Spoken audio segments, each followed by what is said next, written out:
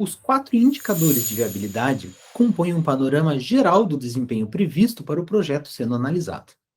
Valor social presente líquido comparativo, delta VSPL, valor anual equivalente, VAE, taxa de retorno econômica, TRE ou TRE, e o índice benefício-custo, BC.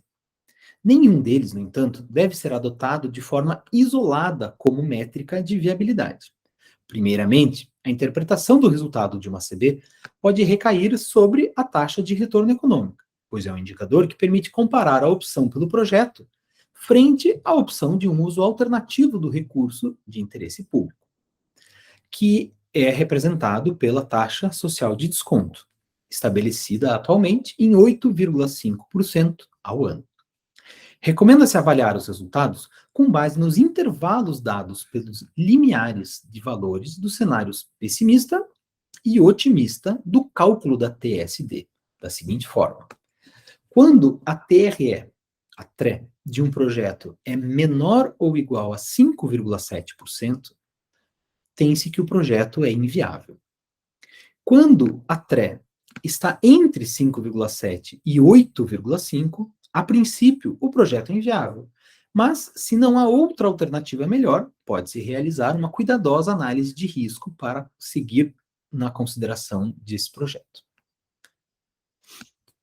Em terceiro lugar, se a TRE está entre 8,5% e 11,4%, é um projeto viável, mas recomenda-se uma análise probabilística de riscos.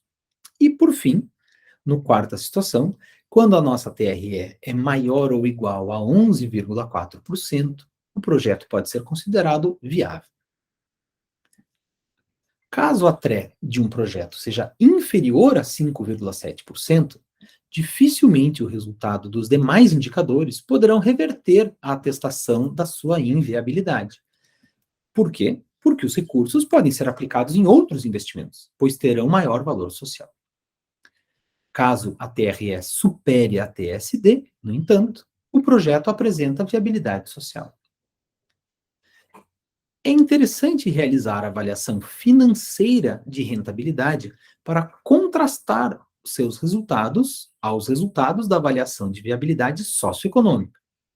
Caso o projeto seja socialmente viável, porém não seja rentável do ponto de vista do investidor, ou seja, um delta VSPL positivo, porém um VPL negativo, significa que existe um gap de viabilidade. Esse caso é bastante comum em projetos de infraestrutura pública, em parte devido à estrutura tarifária de alguns setores de infraestrutura. Quando esse gap é identificado, pode-se desenhar alternativas de financiamento e de implementação. Em uma análise comparativa de projetos, a TRE não deve ser abordagem prioritária, uma vez que é um indicador invariante à escala do investimento. É bem possível, por exemplo, que um projeto de maior TRE tenha um menor delta VSPL.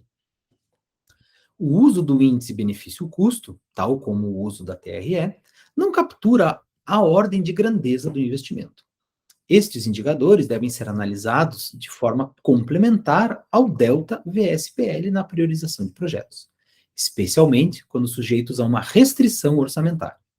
Nesses casos de restrição orçamentária, o índice benefício-custo pode ser utilizado para avaliar a eficiência do projeto. Vejamos a seguinte situação hipotética de priorização de projetos para um orçamento total de 100 recursos monetários. A exemplo de um banco de fomento, por exemplo, que tem montante determinado para alocar em uma dada linha de infraestrutura. Pelo critério do delta VSPL, o projeto preferível, no exemplo dado, é o projeto A, seguido pelo projeto C e, posteriormente, pelo projeto B. No entanto, ao analisarmos o índice benefício-custo, o projeto favorito é o C, seguido pelo B e, por fim, pelo A. Como o orçamento é de 100 reais, 100 milhões, 100 unidades monetárias, e o delta VSPL de custos do projeto C é de 50, tem-se que o segundo colocado, o projeto B, também pode ser implementado. O valor econômico resultante da combinação dos projetos B e C é de 130, superior, portanto, ao ΔVSPL do projeto A. Mas se apenas um projeto puder ser realizado, se as alternativas forem excludentes, ou seja, não se pode realizar dois projetos em conjunto, certamente devemos preferir pelo projeto A, que é a melhor alternativa, porque é o projeto que apresenta o maior ΔVSPL. O que o exemplo acima demonstra é que a interpretação dos indicadores deve sempre considerar o contexto da tomada de decisão do projeto. Podemos elencar algumas situações de decisão de forma não exaustiva. Tal como no exemplo dado, pode-se realizar a comparação entre um conjunto de projetos que não são relacionados em um contexto de orçamento fixo ou restrito. Nesse caso, a prioridade é para o maior ΔVSPL e a distribuição de custos entre os projetos, sendo que o índice benefício-custo também pode auxiliar nessa decisão. Na comparação de diversas alternativas de um mesmo projeto, ou seja, alternativas que atendam a objetivos similares, é ideal para o planejamento, né? Essa é a situação ideal para o planejamento estratégico. E nesses casos, pode-se utilizar do índice benefício-custo para avaliar a eficiência de cada uma das alternativas, pois aquela de maior benefício-custo estará trazendo mais benefícios para um dado custo que atende a um mesmo objetivo. A avaliação de uma alternativa de projeto por seus próprios méritos, ou seja, uma ACB sem alternativas, né, apenas com uma alternativa, não é uma situação ideal, pois a ACB preza pela análise de alternativas. Mas, no entanto, é uma situação que pode ocorrer nos casos em que um projeto faça uso de estruturas já iniciadas, ou seja, sunk costs, né, um projeto ou ainda, um projeto que esteja atrelado a um planejamento específico setorial, no qual a estrutura sendo analisada pode ser uma peça de um componente maior, de um todo maior. Nesses casos, o principal indicador a ser observado é a própria TRE, e não o ΔVSPL, porque é um projeto único, né? Ele precisa superar o custo de oportunidade social. Bem, por fim, temos uma quarta situação, que é uma situação de avaliação de projetos orientados à conformidade, ou seja, nos quais a decisão de implantar ou não implantar a infraestrutura já é dada. Nós vamos implementar a infraestrutura.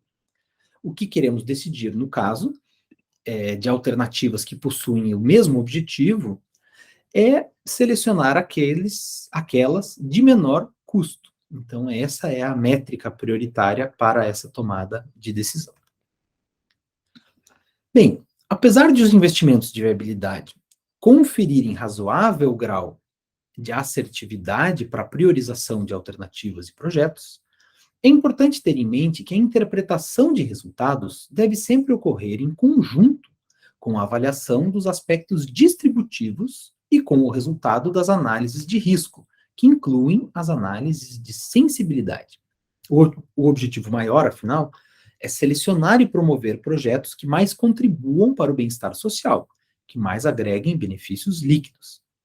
Nesse sentido, aprovar um projeto de ΔVSPL alto, porém de alto risco, pode vir a ser menos interessante do que se optar por um projeto de ΔVSPL menor, porém de um desempenho mais certeiro. Na hipótese de comparação entre alternativas com elevada sensibilidade a alguma variável, ou com imprecisão nas estimativas de fatores-chave, sejam de custos, benefícios, ou mesmo nos estudos de demanda, pode-se estabelecer faixas para os parâmetros, permitindo que alternativas sejam comparadas com maior foco nas análises de risco e nas análises distributivas.